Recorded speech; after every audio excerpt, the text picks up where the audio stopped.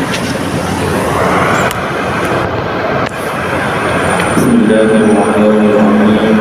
Alhamdulillahi rabbil alamin. Wassalatu wassalamu ala asyrafil anbiya'i wal mursalin wa ala alihi wa sahbihi wa man tabi'ahum bi ihsanin ila yaumiddin. Amma ba'd. Alhamdulillah, syukur kepada Allah Subhanahu wa taala. Takdir Allah yang sejak azali, Allah Ta'ala zahirkan, Allah Ta'ala jadikan kita bersama-sama sambung agar mempergunakan diri kerana tauhid khasnya dan agama yang lain aman. Jadi biasa dimulakan dengan salawat Ibrahimiyah kepada sang sahabat, Allahumma salli ala Muhammad wa ala ali Muhammad kama sallaita ala Ibrahim wa ala ali Ibrahim wa barik ala Muhammad wa ala ali Muhammad kama barakta ala Ibrahim wa ala ali Ibrahim fil alamin innaka Hamidum Majid.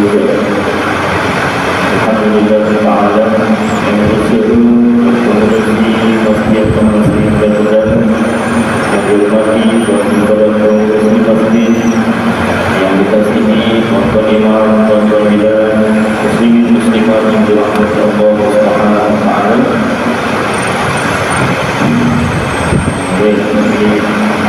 Menjelang Ramadan ini, saya betul-betul ingin mengucapkan selamat menyambut bulan Ramadan lagi lagi. Jadi kuliah terakhir itu sebelum masuk Ramadan. Jadi insyaAllah dari sini bersama selepas awal. Jadi antara kelebihan berpuasa ini, iaitu mulut orang yang berpuasa itu bau mulutnya lebih harum dari kasbudi di sisi Allah Ta'ala. Dan banyak lagi kelebihan-kelebihan Ramadan, antaranya amalan fardu digandakan 30 kali ganda, amalan sunat seperti amalan fardu dan sebagainya. Dan penting juga untuk kita melangkahi ataupun mengingatkan kalau di surau atau masjid tempat saya ingat yang fikir ibadat, saya ulang lagi, kita tahu masuk bulan Ramadan sebulan sebelum atau 2 minggu sebelum bulan gaji, rukun puasa, syarat sah puasa, cara membatalkan puasa dan sebagainya.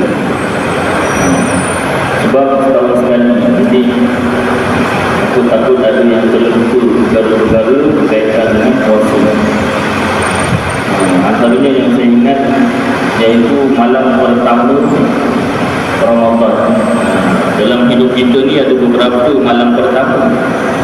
Antara malam pertama yang penting, malam pertama bulan Ramadan, ya. Bukan malam pertama kahwin dia kan.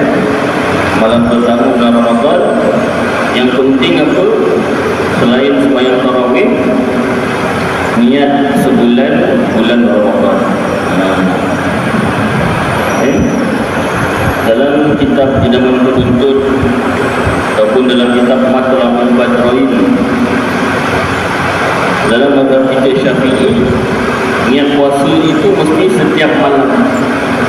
Setiap malam. Malam pula masuk waktu maghrib sampailah sebelum subuh. Mesti niat nak puasa Ramadan pada esok hari. Kalau terlupa, bukan sengaja, terlupa, tak sah puasanya. Itu dalam mazhab kita Syafi'i, ya.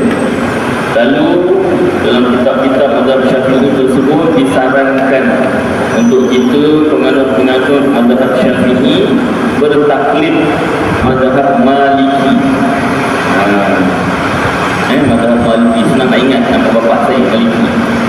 Bertaklid mazhab Maliki iaitu sah puasa dengan dengan niat sebulan bulan Ramadan pada malam pertama Ramadan. Kalau lelaki lah, kalau yang perempuan, kalau dia cuti satu Ramadan tu dia cuti, ataupun malam satu Ramadan tu dia cuti sembahyang, dia puasa lah, ya, ada haid dan sebagainya atau nifas. Jadi dia mulakan puasa pada 2 Ramadan contohnya. Jadi malam pertama dia tu malam 2 Ramadan lah, ikut pada permulaan dia sendiri lah.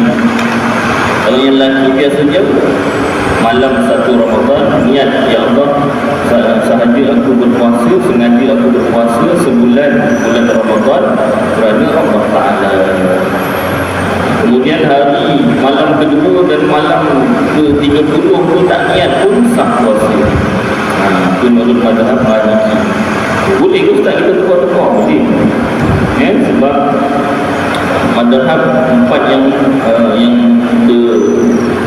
ketahui ini, mazhab Maliki, Syafi'i, Hanbali, Hanafi, keempat-empatnya boleh kita berpegang dengan dia. Cuma kita banyak berpegang pada mazhab Syafi'i. Andai kata ada perkara dalam ibadat yang kita tak dapat menjalani mazhab kita sendiri, boleh kita bertaklid, tukar mazhab lain, untuk menaikkan ibadat tersebut. Dalam sedar tak sedar banyak perkara sebenarnya. Contoh dalam perkara bab zakat, bab zakat fitrah, wajib kita keluarkan zakat itu dengan makanan kunci, makanan asasi. Kalau di Malaysia ni makanan asasinya beras lah, beras. Tapi kerana susah untuk, yang pertama nak mengumpulkan, yang kedua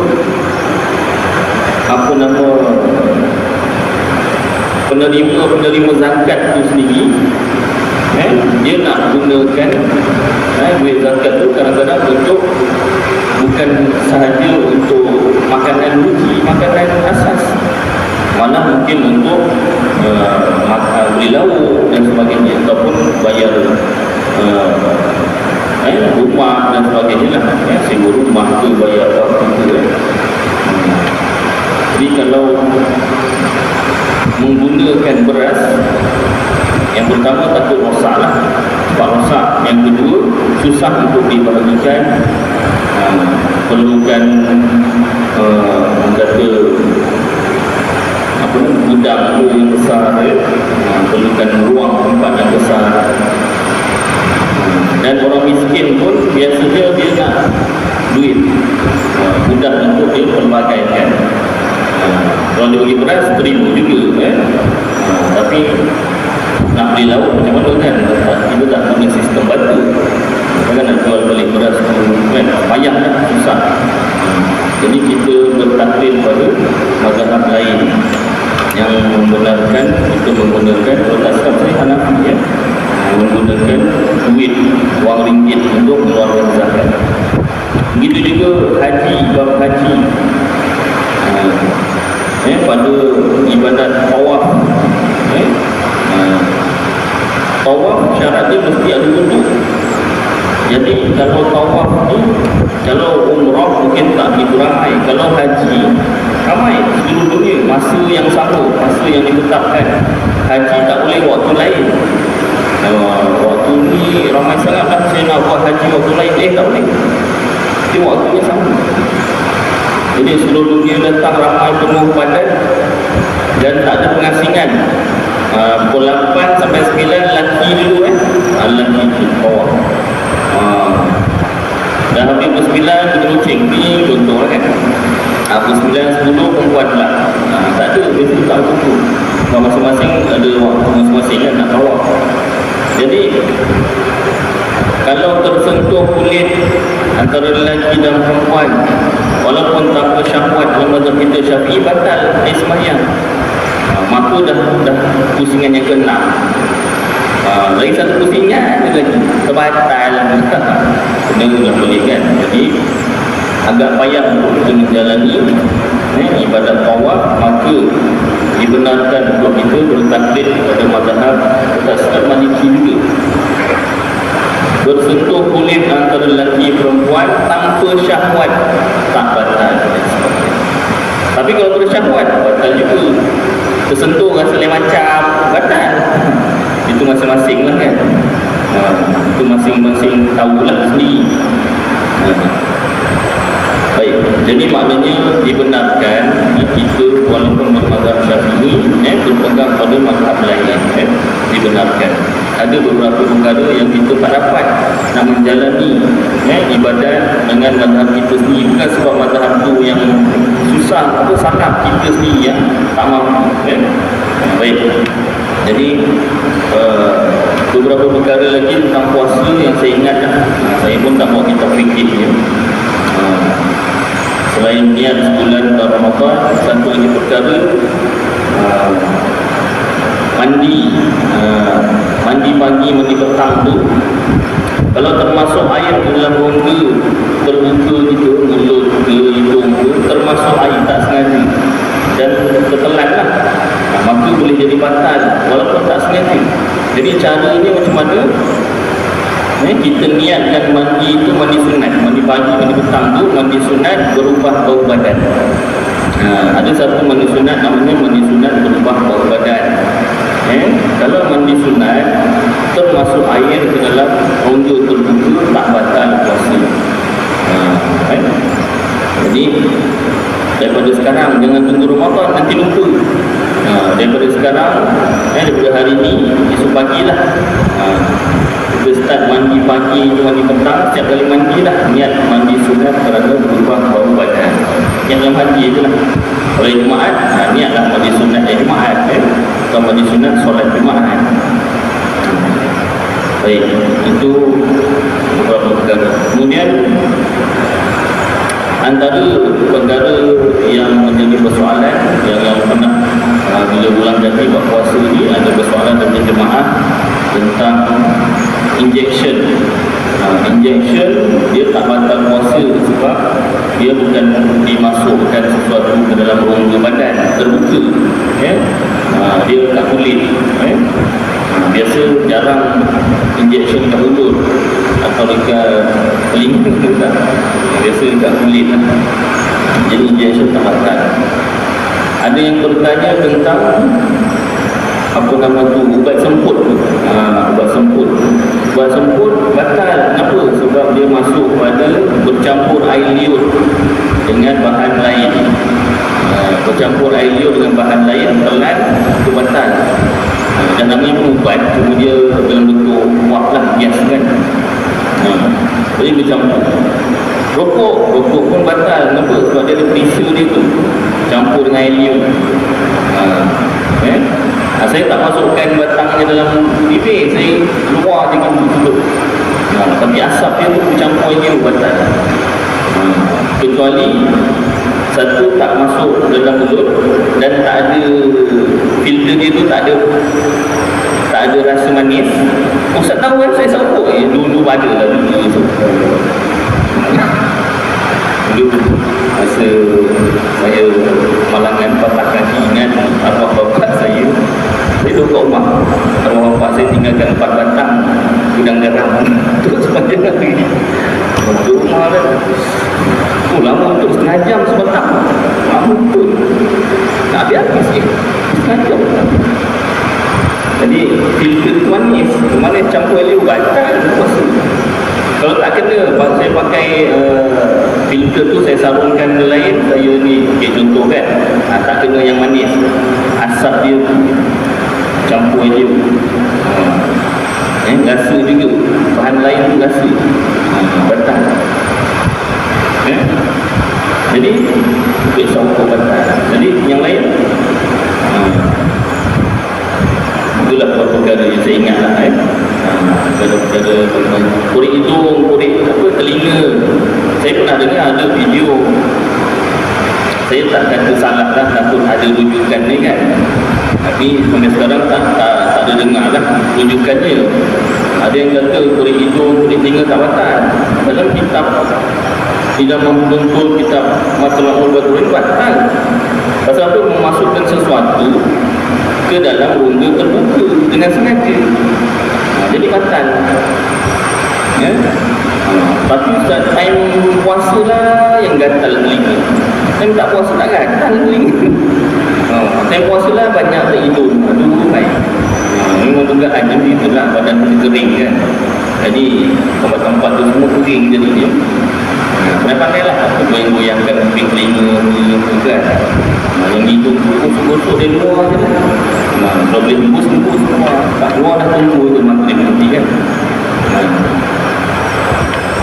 Kalau merasa makanan sama ada chef ataupun apa, kita sendiri nak masak kan untuk berbuka, jadi macam mana hukum merasa makanan makruh sahaja tak batal, tapi syaratnya mesti keluarkan balik lah. Dah rasa telan batal. Dah rasa telan batal. Kenapa masukkan suatu telan kita ni kan batal. Makan lah tidak makan. Makan ni walaupun satu bijan batal puasa. Saya bukan makan burgernya Ustaz. Bijan tu dia satu je batal. Air, saya bukan minum satu cawan. Setitik je. Saya ambil cagari tu, setitik je batal. Satu memang niat nak makan. Lainlah kalau ambil air sembahyang, termasuk sedikit air, kita telan sedikit air masa pengor-pengor masa ambil sembahyang di sapu itu kan, termasuk sedikit itu tak batal. Tapi kalau banyak tu macam bukan apa nama ni, sikit tu kan. Tengoklah kalau macam saya dan cikgu kan, tengok juga. Budak pengor-pengor tu kena tengok juga. Pengor, air tak keluar. Ini bukan apa nama ni, semayang ni minum nama dia. Ataupun anak kita tu kan. Tengok keadaan. Baik, terlupa. Kalau terlupa dia sedang berpuasa hari pertama, maklumlah 11 bulan makan. Hari pertama puasa, terlupa sarapan. Makanan untuk bersuhur tu ada lagi lebih banyak. Maknya lupa nak nyimpan, letak kat atas meja untuk gunung sadi. Sarapan. Sarapan tu kenyang, siap kenyang. Siap tambah kan. Cukup ni tambah kan. Jadi dah habis, dah kita puasa. Astagfirullahaladzim. 2 pinggan baru makan. Tapi kalau memang dia lupa, dimaafkan. Ini antara dia dengan Allah Ta'ala. Kita jangan tuduh-tuduh. Betul kau lupa ni. Kalau kawan kita kata, kita sangka baik lah. Tapi kalau anak kita macam saya, dulu kena, kali pertama mungkin boleh juga dimaafkan, kali kedua mungkin boleh lagi, kali ketiga dah tak boleh lah. Ini bukan lupa, ini macam sengaja. Kita kena ingatkan lah, nak jaga murid tu kan, sebab lupa. Baik, jadi itulah beberapa perkara yang saya ingatlah. Kemudian banyaklah perkara membatalkan puasa yang lain, seperti bersetubuh dengan sengaja. Itu sebab disarankan siapa yang belum berkahwin, ada niat nak berkahwin, kalau boleh tunggulah bulan Syawal, kalau boleh. Tapi kalau dah tetapkan tarikh apa semua, keadaan bulan puasa dikahwin, kena tahan sikit lah. Siang yang tak boleh tu siang bersetubuh kan. Malam tak apa, malam tak ada. Kalau bersetubuh, membatalkan puasa dengan bersetubuh, berat. Berat. Agak berat, hukumannya tu berat. Kena ada kafarah puasa. Kafarah puasa ni berat. Iaitu yang pertama dia kena apa nama ni, kalau tak silap lah, dia kena ikut turutan tu. Kalau tak silap, yang pertama kena puasa 3 sebulan, yang kedua bulan. Lupa lah, kena buat kitab tu. Sebab saya suka buat kitab, hari ni lupa pula cerita buat puasa. Kena puasa 2 bulan berturut-turut. Kalau tak silap 2 bulan. Kafarah puasa salah satunya kerana membatalkan puasa dengan bersetubuh. Jadi dia wajib berpuasa 2 bulan berturut-turut.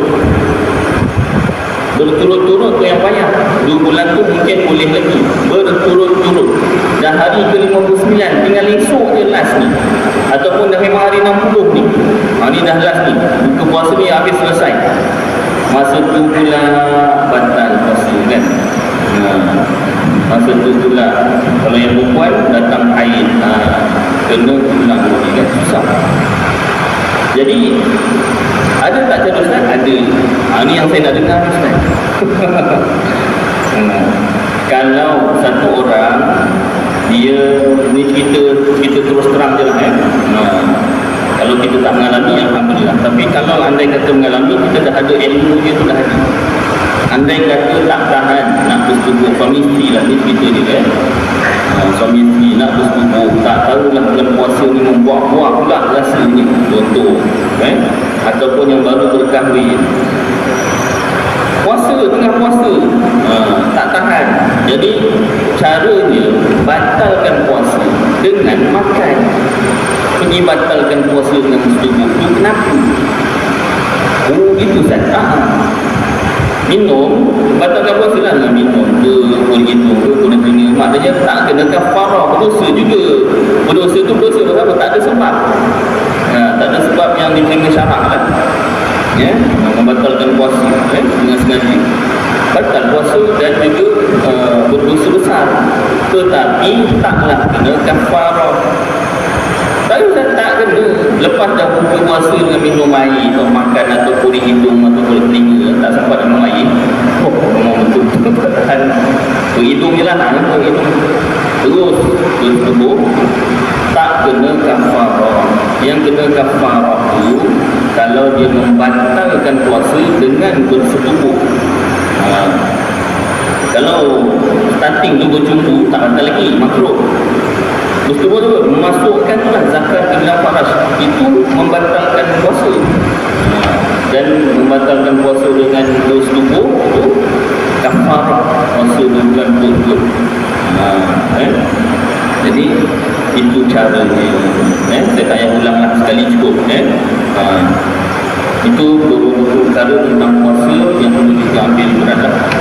Dan kemudian dari segi amalan, marilah kita rebut peluang dalam Ramadan ini untuk dapatkan 30 hari itu sembahyang tarawih. Asal bahasa Arabnya tarawih, orang Melayu sebut tarawih, tak pula. Jadi sembahyang tarawih banyak kelebihan-kelebihannya yang menghidupkan bulan Ramadan itu 10 malam pertama. Jadi itu rahmat Allah 10 malam kedua. Apa yang lupa je, 10 malam terakhir kelepasan daripada api neraka kan. Kemudian dalam bulan Ramadan juga ada Lailatul Qadar, malam Al-Qadar, iaitu malam yang lebih baik daripada 1000 bulan. Kalau kita dapat beribadat malam Lailatul Qadar, malam Al-Qadar atau Lailatul Qadar, Lailah tu malam. Jadi bila sebut Lailatul Qadar, tak perlu sebut malam pun. Kalau sebut juga jadi malam-malam Al-Qadar Kita boleh sebut. Barang siapa beribadat pada malam Al-Qadar, maka pahalanya seperti dia beribadat 1000 bulan. Umur kita pun tak tahu sampai tidak. Berapa kalau tak silap 93 tahun kalau tak silap. Jadi nak dapatkannya itu caranya tak lain dan tak bukan beribadatlah sepanjang malam bulan Ramadan. Macam-macam jenis ibadat lah, sembahyang tarawih itu sendiri, baca Al-Quran. Kalau yang baru kahwin tadi dia bersama dengan isteri, dia kira ibadat tak? Ibadat juga. Ya tak? Kalau bukan suami isteri bersetubuh, dosa besar. Suami isteri bersetubuh, pahala. Dia ibadat orang ramai lain-lain kan ibadatnya. Ada orang ibadat sembahyang, ada orang ibadat baca Quran, ada orang ibadat zikir, ada orang ibadat dengan isteri. Kan? Salah satu ibadatnya lah. Baik, sekurang-kurang beribadat pada malam Ramadan Macam mana? Iaitu sembahyang isyak berjemaah dan sembahyang subuh berjemaah. Itu paling kurang. Dan tak ada kurang lagi lepas tu lah. Kalau sembahyang isyak sendiri, sembahyang subuh sendiri, itu dah tak kira menghidupkan Ramadan lah. Lagi bagus, lagi bagus sembahyang isyak berjemaah, sembahyang tarawih, sembahyang witir, mengaji Al-Quran, tadarus, dan sebagainya. Baik, jadi mudah-mudahan Ramadan saya doakan Ramadan kita tahun ini lebih baik daripada Ramadan-Ramadan yang lepas, insya-Allah taala. Baik, bersama bacaan kitab Aqidah An-Nazim fi Ilmu Usuluddin bagi Syekh Zainul Abidin bin Muhammad Al-Fatwa. Masuk sikit dah tahu kan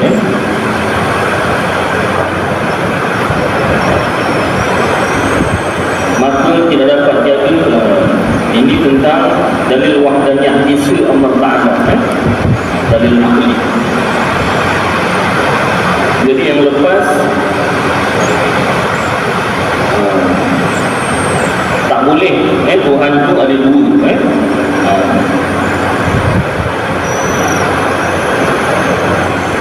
Dan lazim mesti daripada lemah salah seorang daripada kedua itu lemah kedua taulannya. Kalau ada dua Tuhan, satu lemah, satu lagi mesti lemah.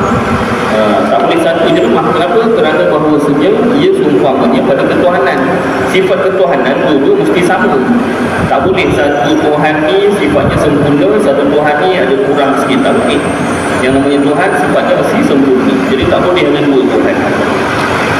Dan apabila lazimlah tetaplah lemah keduanya pada satu mungkin itu, mesti lazim pula lemah keduanya pada sekalian mungkin. Kalau nak jadikan satu makhluk pun lemah, dua Tuhan nak jadikan satu makhluk pun tak boleh, tak diterima akal. Apatah lagi sebanyak-banyak makhluk yang ada, kerana tiada berlain-lainan, makhluk itu sama je.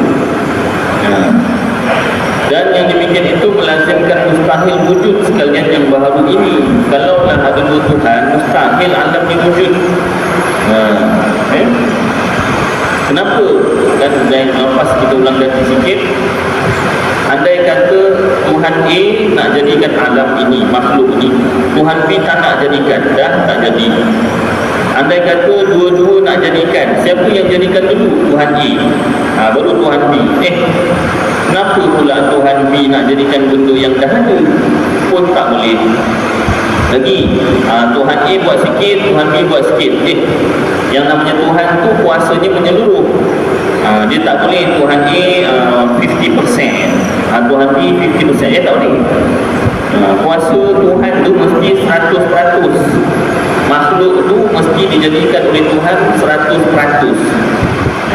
Jadi itu antara perkara-perkara yang menjadi dalil tak boleh ada dua Tuhan, apatah lagi banyak Tuhan. Dan iaitu mustahil kerana menyalahi iyanun dan pendapat. Makhluk ni tak wujud tu mustahil. Sebab apa? Dah ada, dah nampak, dapat disaksikan makhluk tu ada. Jadi terbuktilah bahawasanya Tuhan tu satu sahaja, tak boleh ada dua atau lebih. Dan apabila nyata wajib lemah keduanya serta muafakat, maka serta bersalahan itu terlebih sangat nyata lemahnya. Dan dengan inilah diketahui bahawa tiada memberi bekas bagi kudrat kita pada suatu perbuatan daripada segala perbuatan kita. Jadi daripada sini kesimpulannya makhluk ni, kuasa makhluk ni tak memberi bekas. Kita nampak macam kita ada kuasa bergerak, cakap, mendengar dan sebagainya. Hakikatnya kuasa kita ni tak memberi bekas. Hanya kuasa Allah yang memberi bekas. Bekas tu kesan, efek. Dan jika memberi bekas bagi kudrat kita ini, nescaya lazimlah barang yang telah terdahulu daripada taksirul hasil. Kalaulah kuasa kita ni boleh memberi bekas, memberi kesan, maknanya kita jadikan benda yang sudah ada menghasilkan benda yang sudah berhasil. Mustahil. Benda dah ada nak diadakan boleh buat apa? Bukan buat apa, tak boleh. Sia-sia lah. Jadi Kuasa Allah yang memberi bekas, kuasa kita tak memberi bekas. Kuasa kita ni pun pada zahir, pandangan mata kasar, hakikatnya makhluk ni tak ada kuasa. Kita selalu cakap Allah berkuasa, Allah yang maha hebat, kita ni lemah. Lemah tu maksudnya apa? Tak ada kuasa maksud. Dari segi hakikat tauhid, dari segi zahir syariat, seolah-olah kita ada kuasa. Itu sebab dari segi zahir syariat, siapa buat jahat dapat dosa, siapa buat baik dapat pahala, haram buat begini, wajib buat begini. Sebab pada zahir pandangan mata kasar, zahir syariat, kita ni dianggap ada kuasa. Itu dari segi zahir syariat. Itu sebab kita Ahlus Sunnah wal Jamaah pegang dua perkara, hakikat tauhid dan zahir syariat.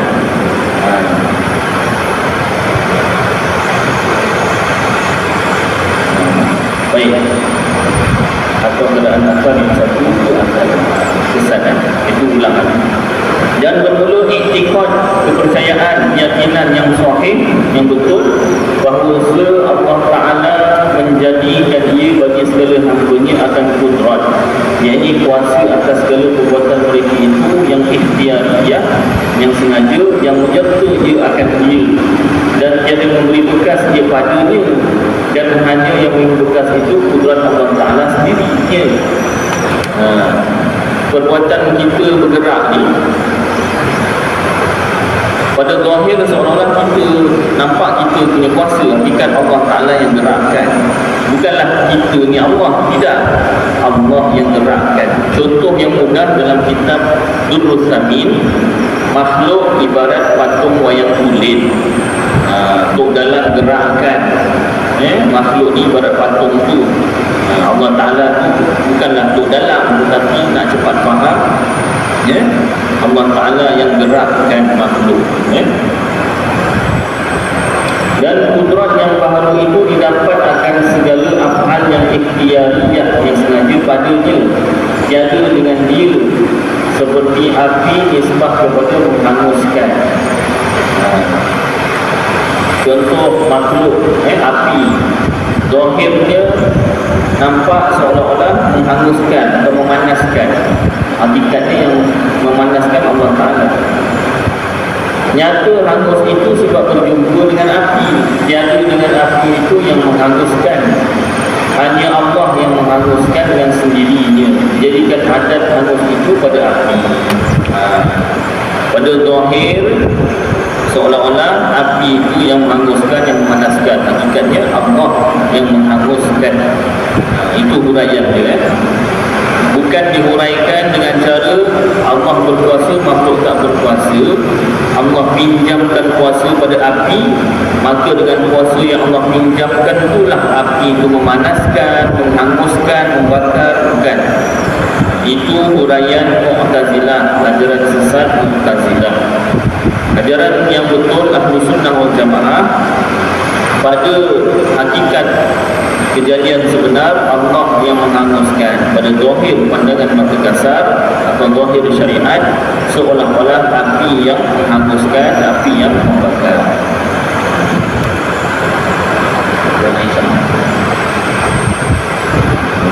Jadi cukuplah kali ini perkara saya nak ambil kesempatan ini pertama untuk ucapkan selamat menyambut Ramadan, selamat beramal dalam bulan Ramadan, dan saya juga ingin mohon maaflah atas salah silap daripada saya. Sesungguhnya yang baik dan buruk itu daripada Allah Ta'ala hakikatnya, tetapi sebagai sandaran adab dengan Allah Ta'ala, maka saya sandarkan yang baik itu daripada Allah, yang buruk itu atas kelemahan diri saya sendiri. Maka saya minta ampun dengan Allah Ta'ala. Saya minta maaf dengan tuan-tuan kalau ada kata-kata saya yang menyinggung perasaan. Maklum saya bukan Nabi, saya bukan Rasul, saya bukan maksum. Saya faham ada kataan-kataan yang mungkin menyentuh hati dan perasaan jemaah-jemaah di sini, Jadi saya minta maaf, tolonglah maafkan saya, tak? Saya manusia biasa. agak kena lah. Kalau dia tu minta maaf, dia manusia biasa dah, kalau kita salah orang kena hukum. Yelah, macam mana cikgu kenalah dimaafkan kan, murid pun dimaafkan juga tapi kena hukum dulu. Jadi mudah-mudahan apa yang saya sampaikan dan kita baca dan dengar dan nampak saya dan tuan-tuan, kalau ada rezeki insyaAllah kita sambung lagi bacaan kitab Aqidatul Najin ini bulan Syawal nanti, selepas bulan Syawal. Jadi saya doakan semoga Ramadan kita pada tahun ini lebih baik daripada tahun-tahun sebelumnya. Doakan juga kita dapat beramal pada malam Al-Qadar nanti insya-Allah. Aku qouli hadza wa astaghfirullahaladzim li wa lakum wa lisa'iril muslimin wal muslimat wal mu'minin wal mu'minat fastaghfiruhu wa ya fawzal mustaghfirin wa ya najatal taibin. Wa sallallahu tabaraka wa ta'ala ala khairi khalqi sayyidina maulana Muhammad wa ala alihi wa sahbihi